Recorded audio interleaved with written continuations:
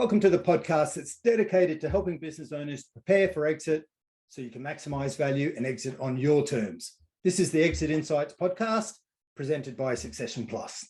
I'm Daryl Bates-Brownsword, and today I'm talking to Dave Jenyns, who's the author of the book Systemology. Welcome, Dave, and thanks for joining me today. Hey, it'd be great to understand how you ended up writing a book on systems, because at first glance, it doesn't sound like the most exciting topic for business owners to want to get into. Yeah, I've always had systems involved in the different businesses that I've grown over the years. Whether it was, we used to own a rock and roll clothing music store that we franchised, and we needed good systems for that. I was in the stock market education space, and you design trading plans and help people figure out when they're going to enter and exit, and built up a digital agency. And in that business, the final piece of that puzzle actually was to systemize the business so I could step out of the day-to-day operations. And then had a lady step in to be the CEO of that business. So I've always had systems involved in my businesses. And it wasn't until that last business where I started to realize this is an area that most business owners don't have a great understanding. It's such a critical component of growing a business and exiting a business, yet it's very poorly addressed. And I felt like most of the books out there, they build the case for why systems, but they don't really say how to, where do you get started? And that's really what Systemology was written to solve. You've launched straight into my next question, because I was going to ask, I've been working with business owners for, about 20 odd years. And it's one of those topics where everyone knows they should be doing something about it. And they go, yes, I need to systemize, and we need to have a systemized business, and we need to have a business that works for you, and all those sort of things. And then you ask, so how do you do it? What does the systemized business mean? So perhaps you can start by breaking down and go, when we're talking about a systemized business, here's how you know a business is systemized. What do you see? Look, the main things are that the business doesn't have any key person dependency. That's probably one of the biggest things. It's not dependent on the business owner or maybe team members that have been in the business for a long time. The business can function whether or not they're there or not. That's one of the dead giveaways. The other one, oftentimes it has to do with the type of culture that gets sort of built up inside the organization, where in a systemized business, you reach a point where the team says, this is how we do things here. And once you reach that stage, you kind of know, the team's really starting to get it. There's a way of doing things and a way of addressing recurring tasks, or as challenges pop up, or as you're working with different clients, there's just a way of doing things. Some of those characteristics, I think it starts to free up the business owner with their time. You'll start to see a reduction in errors quite often, and waste in a business, because you get more efficient understanding how things are done. And when you think about McDonald's, like McDonald's is oftentimes cited as the best case study for a well-systemized business. And oftentimes we look at where McDonald's is today and we think that's a systemized business, but they've obviously been working at it for the past 60 years and they've gotten really good at it. So I always try and remind business owners to go back and think about, where did McDonald's get started? What does early systems look like? And what are the first few systems you put in place? And how do we make it simple? And how do we build that culture? Because it's really the culture that will take over and then evolve into something like a McDonald's or another systemized business. Okay. So is a systemized business is one that doesn't depend on the owners, I guess, overseeing and checking on the way things are done. So does that mean it's a prescriptive business, and everything's done, I guess, by the letter and takes out any guesswork? And this is a common question, because it kind of also dovetails into this idea of, do systems kill creativity in business? Like, can you have something that's a bit more custom and bespoke when you're selling a product and service if you're also heavily driven by systems and there's a set way of doing things? And the way I like to think about it is, certain parts of the business just need to happen. You are going to need to invoice your client. You might set up a project a certain way. You might need to be consistently posting on your social media to generate leads or whatever it might be. There are certain things that have to happen consistently. And there might be other parts where it's more like the magic, where if you've hired a great team member, maybe they have a series of milestones they go through, but there's still the chance for them to put their creative input. I remember I learned this lesson. I had a video business. It was part of a digital agency, and I don't know how to shoot on cameras. I'm not a videographer. So I had to hire someone to do that task. And I remember the first shoot I went on with him, we were driving in the car. It was about 45 minutes away from the office. And we spent the whole time talking about, oh, did we pack the extra battery? Did I bring that separate lens? Oh, did we email the client to tell them not to wear checkered shirts because that doesn't look so great on the video? Oh, did we make sure that we send them this and that? And it was all just a series of things that just should have been taken care of by having a simple checklist in place. And I remember I said at the end of that shoot, let's put in a pack shoot checklist. So next time you go through that at the office before we hop in the car. And then about 6 months later, I go on another shoot with the same videographer. And I remember the discussion we had in the car was so vastly different. It wasn't, did I pack the spare battery? It was, oh, I've got this idea for the script and I want to make sure that, we really evoke this response and I get the actors and the presenters to get this message across and I want to use this different sort of angle. And he was just able to focus on all of the creative aspect of the business or doing the job because all of the other stuff was just handled. And that was that moment when I realized, you want to systemize the mundane and systemize the things that have to happen. And that then will create enough space for your best team members to then be creative and do their best work. Okay. So there's a good way of putting it. Systemize the mundane. It's like the packing list for when you travel. It's okay. So we talked about, this is the way we do things around here. This is our way of doing things. So I'm guessing that's, inducted when you train new people. There's an education. This is the way we do things around here. Now, as a business grows, the business owner, ends up employing more people. And, if they are systemized, I guess, the business gets to scale a bit and there becomes a bit of a distance or a gap between the founders and the people actually performing the systems or doing the work. When the business owner says, this is the way things are done around here, how do they know that they are actually being done around here that way? Because you go into businesses and these people go, yeah, well, the boss thinks it's happening this way, but in reality, like he's so far disconnected. Here's what really happens. Here's what we do. How we perform. Yeah, so a couple of good things there. Firstly, the one minor distinction is it's not necessarily the business owner saying this is how we're doing things here. It's the team. You want the team to get to the point where they say this is how we do things here. And you're right, a lot of it has to do with things like the way that you're recruiting and inducting team members, that approach building in the systems thinking and where people will find those systems and how those tasks are going to be tracked. A big part of that also is this culture of transparency and accountability. So introducing when a task is assigned to a team member, that it is clear who is doing what by when. And there is a system attached to that task, which then explains how it's done to complete it to the right standard. So a big part of it is that transparency and the clarity at the point at which the task is assigned. And again, teaching the team this idea of, hey, again, this is how we do things here. We have our systems and our processes stored in this location. Whenever you've got a task or you're not quite sure, start there and try and answer your own question first. If you're not sure or it's not mentioned in a system, then go to your supervisor and then they can either help or try and work it into the system to make sure that that resource is there for you next time.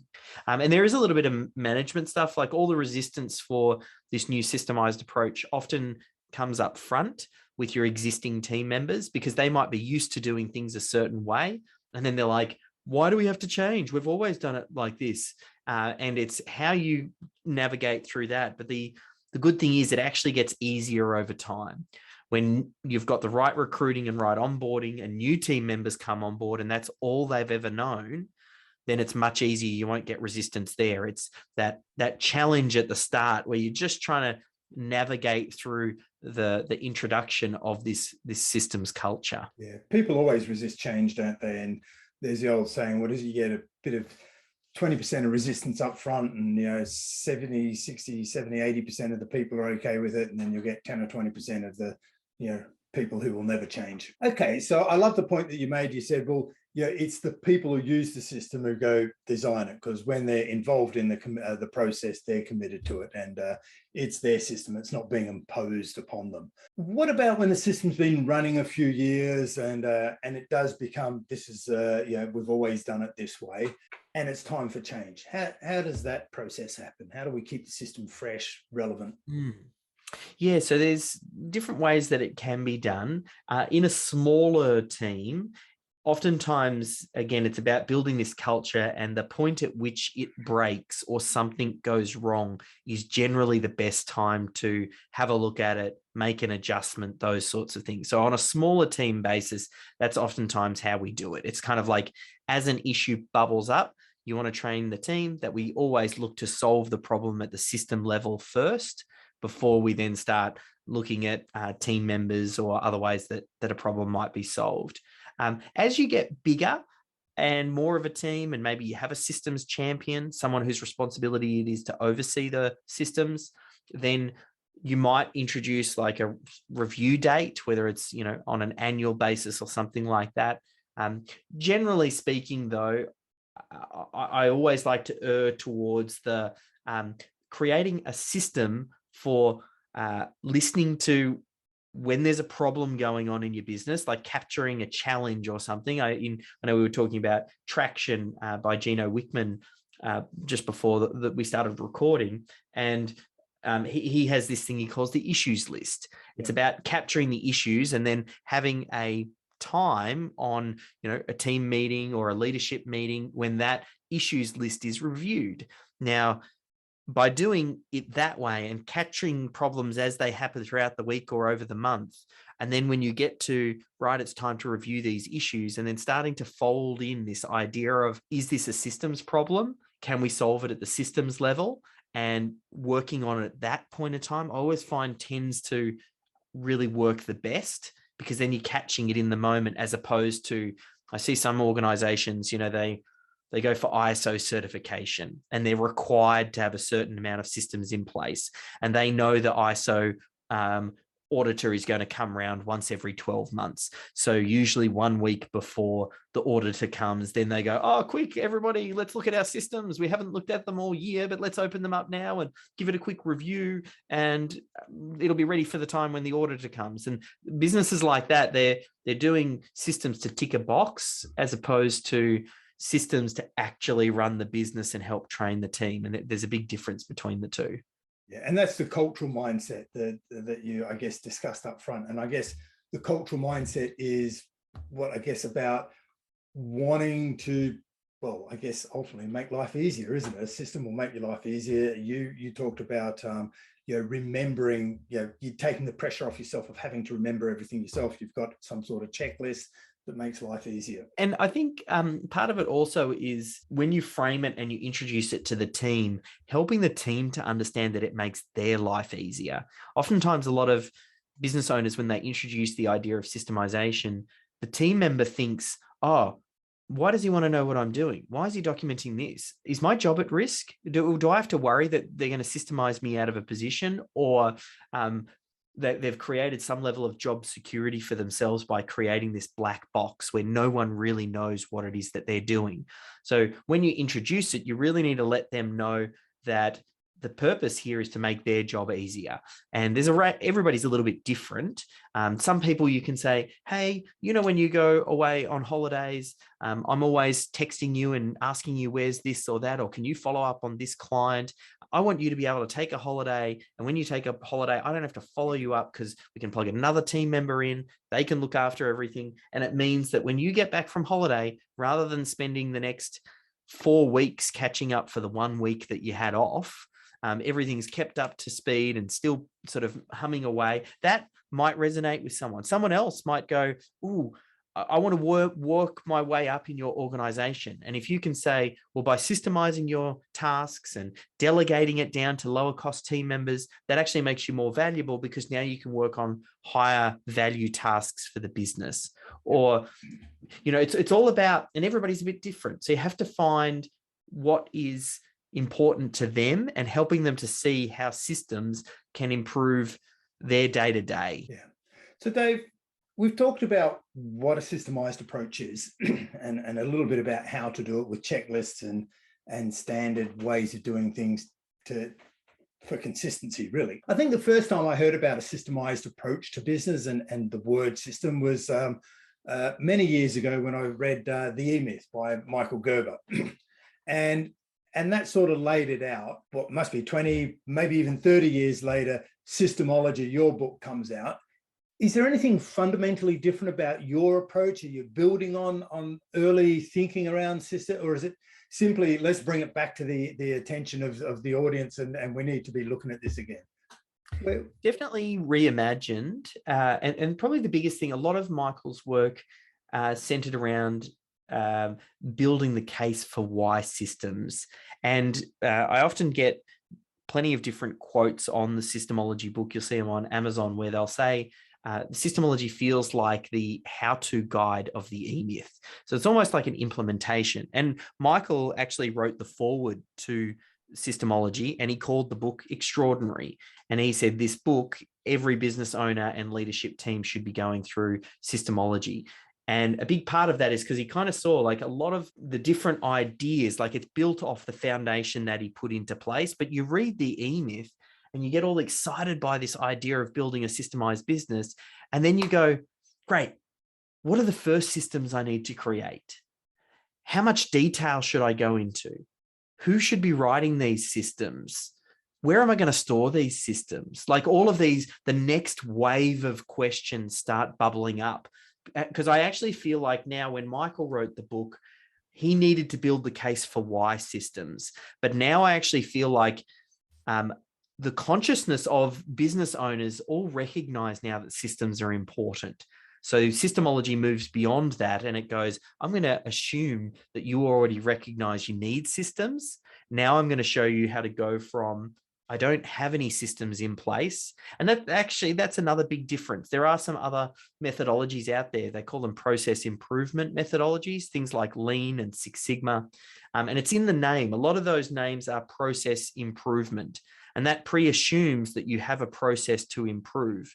And oftentimes a lot of them are built for, larger organizations or manufacturing and, production lines and things like that. Whereas what Systemology is about is it's capturing what you're currently doing that's working and making that the base level, like bringing everybody up to that standard. You find out Jenny answers the phone, qualifies that incoming lead, and then directs it to the right salesperson really, really well. How about we capture what Jenny's doing, turn that into a system, and then get everybody to be able to follow that same process? Oh, Joe, he's a fantastic salesperson and he seems to convert more highly than anyone else on our team. Well, let's find out what Joe's doing. We'll codify that and then teach that. So it's not about process improvement, but rather process capture. How do we capture what's currently happening? Because I believe the process improvement comes further down the line. A lot of people don't have any systems yet, and that's the problem I address. So it's about, because this is, I think you've touched on something really important there, Dave. Process improvement and quality management systems, and I think Denning and what have you, right back in the early days, has its roots in manufacturing and process type work where there's a lot of repetitive, mundane sort of work being done. The economy's changed, the structure of the economy has changed significantly since then, and we've got a lot of service businesses and professional services. And sometimes you must get pushed back around where, yeah, but it's a creative process. It's not something you can systemize, Dave. It's, these guys are educated, they're smart people. They don't need to be told what to do. How do you handle that sort of approach when they, it's... Yeah. Oftentimes a lot of that comes from the legacy thinking around what systems are. And if we go back to that idea of, we talked about think of a systemized business. And oftentimes a lot of people think like McDonald's or Amazon or Google or some of these really big companies that have a lot of infrastructure and have been able to kind of build up their systems. But if we narrow in on, let's say, McDonald's specifically, McDonald's is a hamburger business that's been designed to take unskilled teenagers, 15-year-olds, and get them flipping hamburgers in the least amount of time.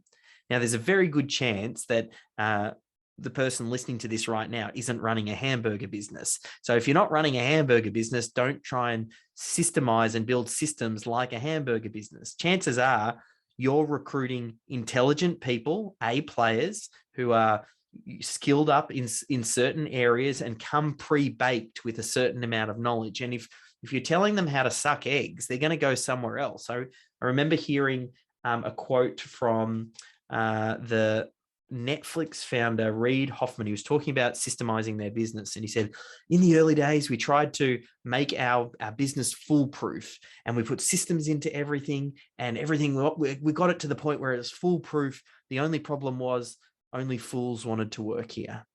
And then that was kind of like that idea of, you want great people, so you need to be mindful about not over engineering. You create frameworks and milestones. And like I said, you systemize the mundane, but there are components that there might be some pre-assumed knowledge. Yeah, okay. So we're talking about documenting or capturing the system to the right level of detail for the people using the system. Yeah. And so some systems are going to be more detailed than others. Some systems might be more high-level checklist. Other ones might be detailed down to the minute. It depends on how long has the team member been there? What's the likelihood that they're going to be turned over? Is this a new task that all new team members do? Like, there's a range of different things you might consider when determining, to what level of detail would you document a process. Yeah. And I guess if we're talking about, removing a brain tumor, we want to be pretty prescriptive. Yes. Yep. 100%. Yeah. Different tasks are going to require different levels for sure. Okay. So is there any industries where it really doesn't apply to? No, look, when I was doing some work with Michael Gerber, one of the things that he got me to shift my mind away from is, because I was thinking about small business, and then we actually changed and thinking more about just organizations, because it's not even necessarily business. We're just talking about how do organizations function, and how do we figure out, here's the map of what is happening, so that other people can then follow that map afterwards. So it most definitely applies for all business, all organizations, profit, not for profit. It really is just how different components interact. Yeah. And I guess that sort of feeds back into the right level of detail for the process that we're performing. Yeah. Yep. Okay. So if systems, just by human nature, the way things work in the world, I guess we document or we capture the system that's going to happen to the standard way of we're doing things. But in life, there's always exceptions to the rule. How do we account for the exceptions? Because I know that that's going to be some of the pushback. They'll go, yeah, but Dave, here's an example where it doesn't happen, or here's an example of a client where it doesn't fit our normal, and so therefore we can't have any systems. What's the thinking there? So the way that we think about this is, first you capture what we call the most probable. Yeah. So you find out what is most likely to happen. Who is the target recipient of this particular thing? What is it that we're selling them? And, if everything went smoothly, what would happen? And you document that. That's actually where you start, because that means all new team members who might be starting in a company can be involved in that vanilla sale or that vanilla process. And it's only when you come across an exception that it might get escalated to a senior team member. So if you think about it that way, that's a great way now. The systems become a training ground for all new team members. And that gives them a chance to be productive and get up and running as quickly as possible. And then when an exception pops up, Then they might tap, the supervisor on the shoulder and say, oh, can you help me with this? Because this is a little bit different. And in that scenario, then they might get skilled up and then a decision can be made. Is that going to get folded into the system for next time, so that exception is handled? Or is this just kind of like part of that learning process? But all business is really, you're in like a training and learning organization. You're thinking, how do I take my team members, my new team members who don't know anything, and how do I make them as productive as possible in the least amount of time? And you can't teach them every single variation. You have to start somewhere. So start with the most probable. That will give them a chance to get good and understand the process. Then you can start to add in some of the exceptions, but you don't start with the exceptions. Yeah. And I guess always new exceptions pop up just with evolution or what have you. And sometimes we just need people to think for themselves. Yeah, that's the other thing. Like, you don't want to remove the creativity from your team. You don't want to assume that they're robots. You still want them to think. I think that's a real key point you hit on the head there. Very important to leave enough room in your systems for different tasks, for the ability to think, and, oh, this is different, this is broken, this needs to change. I think we could add a new step in here. Oh, I think we could drag this over here and it's going to make it more efficient. Like, that's all part of this systems culture that you build amongst your team. Yeah. Okay. So this is great. I think you've covered a lot of detail and unpicked a lot of, I guess, myth, dare I say it, about how systems are and what they do. I imagine you got some great stories. You must have an example up your sleeve ready to go to share how this has worked for one of the businesses you've worked with. Yeah, look, there's a few, but being that a lot of your work is around exit planning, I think we did some great work with a company called Diggy Doggy Daycare, which is a doggy daycare centre here in Victoria. And the lady, Jeanette Farron, she'd been working that business for a good 10 years or so, and then had kind of decided and felt like she was a little bit burnt out. So she thought, she had a financial background before she went into the doggy daycare business, and she started this business up with her sister.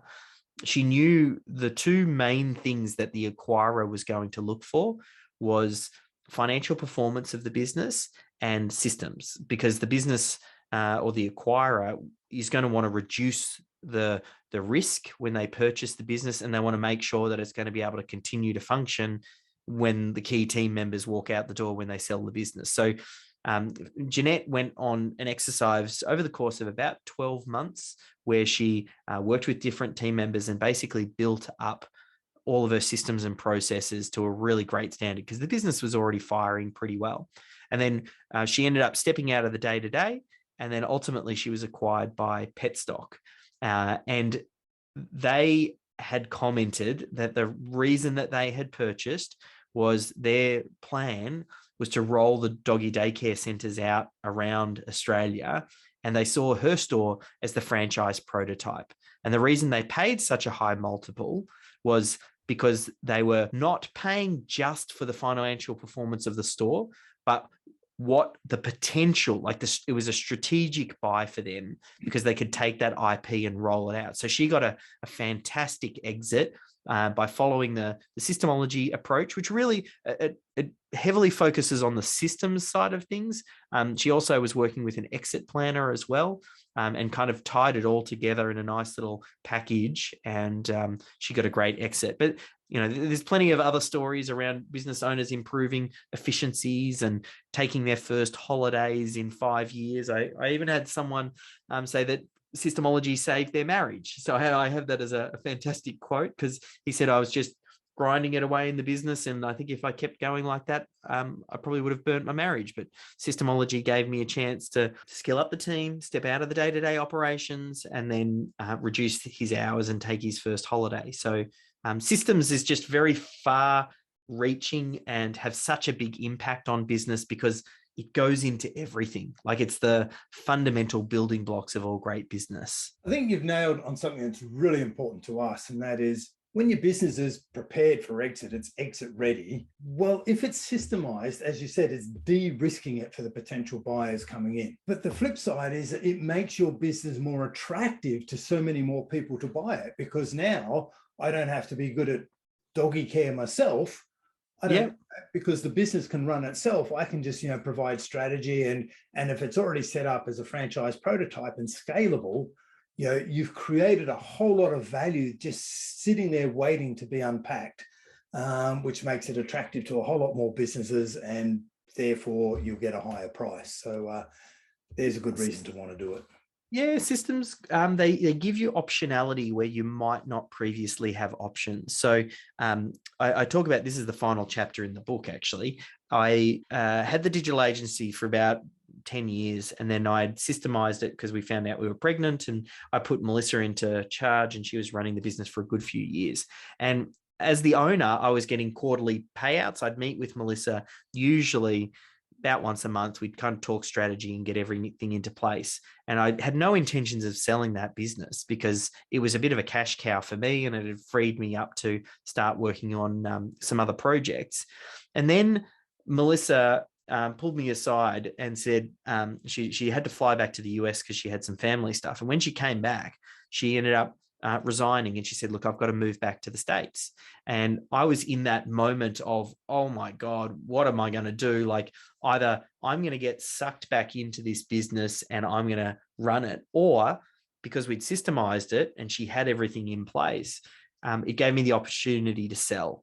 And that was my exit point, where I think if we didn't have it systemized and she left, my only option would have been to go back in the business, because I don't think anybody would have wanted to purchase the business without any form of systems, or it would be, at the very least, it would be a fire sale. Yeah. Because it would just be kind of like, what are the raw assets here? Well, how much are these clients worth? Great, this is what it's worth. Whereas I was able to get a great multiple. I found a buyer that was interested, moved quickly, and it was all because I could say, hey, I haven't been working in this business for 3 years. Melissa's been running it.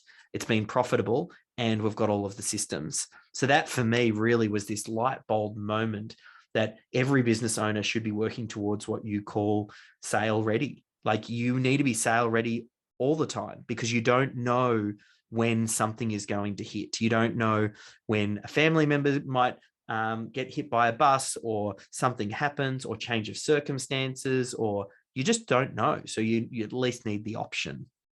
Yeah, that's brilliant. That's brilliant. So a couple of real life examples there. Dave, you've shared a lot of your knowledge. I think you've probably inspired a lot of people to want to go and grab your book. I imagine it's on Amazon globally. I think I listened to it on Audible. And so it's available through Audible. I've learned a lot today, but what's the one key message that you want to come through on Systemology? I ask this question to everyone I have on the podcast. What's the key takeaway you want listeners to take from our conversation today? I think the main thing, if I relit the fire inside you as the business owner, to take another look at systems.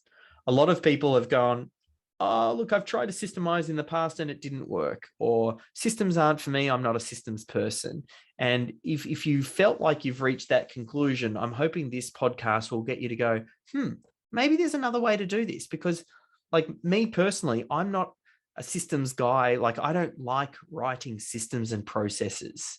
And I know a lot of business owners can really connect with that. Like, I don't get enjoyment from it. So what I ended up doing was I fell in love with what business systems can provide. Don't fall in love with the process of the documenting and all those sorts of things. Fall in love with what systems can bring your business, and then find the team members who can help you do this, because it's very common for a business owner to not like documenting systems and processes, and you can still have a systemized business even if you don't do the documentation. You just need an approach, and that's really what Systemology gives you. Brilliant. So, and the point, on that point earlier, you sort of get the people to do it. Let's do it together. I love it. Yeah.